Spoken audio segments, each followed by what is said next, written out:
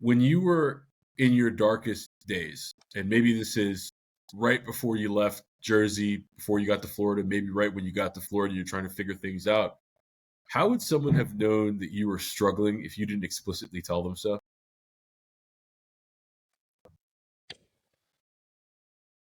Uh,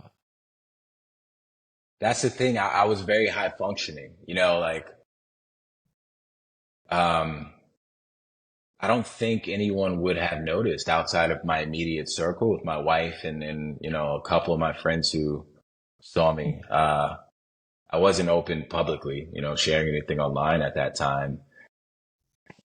I don't think anybody would know, honestly, unless we had a conversation one night when I blacked out and then I saw you the next day and I was just looking at you like I don't even remember seeing you the night before.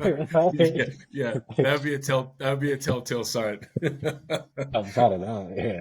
Yeah, Yeah, man, that was part of the problem in a sense. I was very high functioning. So I was still able to do pretty well at most of the jobs that I've had. But just not get to that next level that deep down, like I said, I've always had this affinity for human potential and just trying to figure out like how can you get better, what's possible.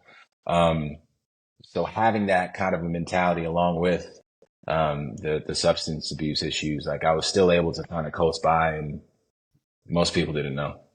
yeah, I get it. I mean, there's no right answer to that question either. I ask everyone because I think it's so important to recognize that there is a gamut of where someone sits on any spectrum, right? And just because you are struggling doesn't mean that someone's going to be able to see it, and that isn't the case necessarily for the person who's standing right next to you. They might have a very different answer to that question, and we're here to help. So I appreciate that. Next question I have is, for someone who's sitting there and, maybe they've just made their Florida move, right? Maybe, they're looking at the fact that they're growing their family, or, there's a bunch in life that they want to accomplish that they feel like they're holding themselves back, and alcohol or something of that ilk is the issue. But they don't know what the first step is. They don't know what they should do in order to start pursuing a better life. What would you suggest to that person? Yeah, I think reaching out to someone for support and letting them know what's going on, finding some type of community, whether in person or nowadays, there's so many alternatives online.